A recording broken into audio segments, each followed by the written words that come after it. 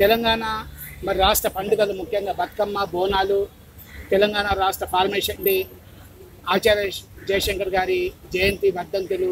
మరి తెలుగువాడైన పివి నరసింహరావు గారి జయంతి వర్ధంతులు, ఇవన్నీ కూడా ఈరోజు ఢిల్లీ స్థాయిలో కూడా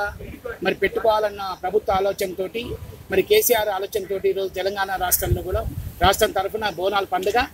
నిన్న మరి ఇండియా గేట్ దగ్గర గతంలో లేని విధంగా ఇండియా గేట్లో ఈరోజు లాల్ దర్వాజా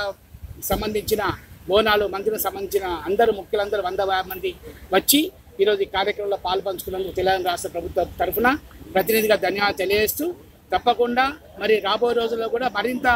ఉదయరంజంగా